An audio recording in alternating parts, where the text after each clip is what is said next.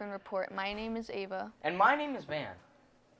Breaking news. Mr. Carlson continues to be impressed by the duck-rabbit illusion. The duck-rabbit illusion, a drawing that, depending on your view, looks like a duck or a rabbit, was originally published in an 1800s German magazine. Later, popularized by Austrian philosopher Ludwig Wittgenstein. I'd love to try to see the rabbit, says Mr. Carlson. Which do you see, a duck or a rabbit? This week, students in Mrs. Zukhov's AP US Politics class are engaging in lively debates on some of the most pressing issues facing society today, including whether or not schools should implement a ban on cell phones and whether there are too many billionaires in the world. The students will kick off their first debate this Friday, and the discussions are set to continue into next week, giving students the opportunity to hone their critical thinking and public speaking skills, while exploring a wide range of perspectives on these important topics. Quick announcement! Yearbook is looking for some fun and awkward pictures for the yearbook. If you have any photos you're comfortable with sharing, they'd love to have them. 55 years ago today, Apollo 12 launched from Cape Canaveral. The second mission to the moon was crewed by Commander Charles Conrad Jr., command pilot Richard F. Gordon Jr., and lander pilot Alan L. Bean. They spent 10 days on their mission to collect geological samples and explore Head, Bench, Sharp, and the crater where Surveyor 3 probe had landed 2 years earlier. That is out of this world. Today marks the anniversary of Operation Catechism.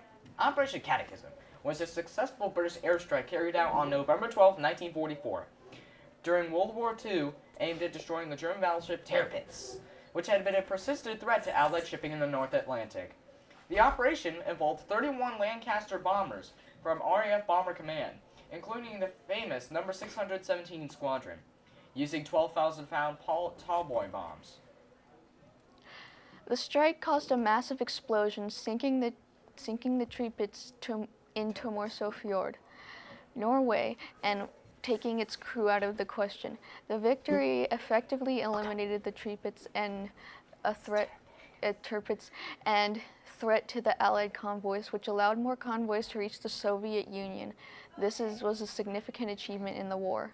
And now we have a Spanish segment.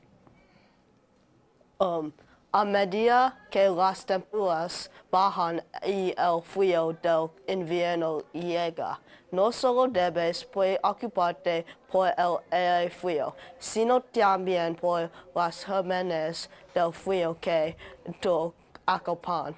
Si la llegada nuevamente es época del año en el que los resfriados, los estornudos y tos son tan comunes como las gotas de lluvia de caen afuera. En ITEC-PREP, nuestro objetivo es mantenernos saludables y mantener nuestro cuerpo alerta, pero a medida que nos acercamos a los meses más fríos, hay algunos trucos que debemos recordar si queremos evitar convertirnos en cajas de humanos. Thank you for that wonderful Spanish segment. As of Sunday, several bushfires were burning across the region of New England on the U.S. East Coast. Fueled by warm, dry weather, wildfires have also erupted on the other side of the country, in Southern California, where at least 130 structures have been burned. Scientists say climate change is making the weather conditions needed for wildfires to spread more likely. Fires on the East Coast led to air quality warnings in the neighboring states of New York and New Jersey. Epic Games has announced the return of the original Fortnite Battle Royale. Again, on December 6, 2024.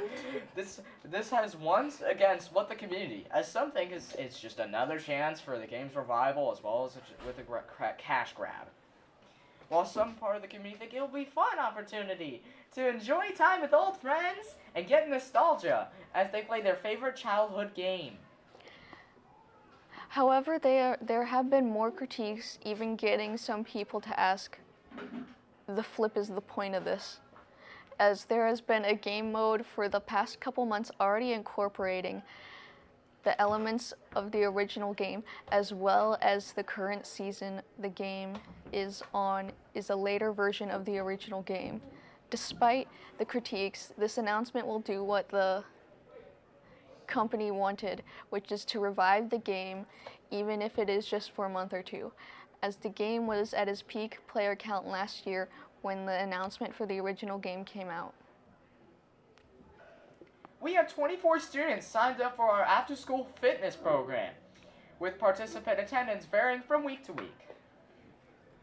Currently, the program is open to grades 6 through 12, basically everyone. And you will need to complete the Google form linked with this QR code, or right here, if you would like to join. Please remember that you must have a parent pickup or ride home after the thing's over to be a part of the club. So no hanging out after school. Attention all students and staff. On Monday, November 18th, there will be a special early release from school. Classes will end 1 hour early than usual, so make sure to plan accordingly. This early release is part of the school's regular schedule adjustments and gives everybody an extra hour to start their week off right. Whether you're using the extra time for homework, relaxing at home, or catching up on activities, it is a great opportunity to get a head start on your evening. Key details: the date is Monday, November 18th, early release time 1 hour earlier than normal. Check your school's specific schedule for the exact times. So remember to set your alarms and get ready to head home a bit earlier than usual and make the most of your extra free time. Don't forget to tell your parents or guardians about the early release. Have a great week ahead and enjoy this extra hour on Monday. Buckle up! National Seatbelt Day reminds students to drive safe. On November 14th is National Seatbelt Day, a timely reminder for everyone to stay safe on the road by buckling up. As we approach the holiday season, when travel often increases, this observance aims to reduce car accident injuries and fatalities by promoting one simple habit: wearing a seatbelt. According to the National Highway Traffic Safety Administration, NHTSA, seatbelts reduce the risk of injury in a crash 45% for front seat passengers. For young drivers and passengers, this message is especially crucial, as car accidents are a leading cause of death for teens. Yet, studies show that teens are among the least likely age groups to consistently wear their seatbelts. Well, thanks for watching, and shout out to BallerZ360, aka Harvey.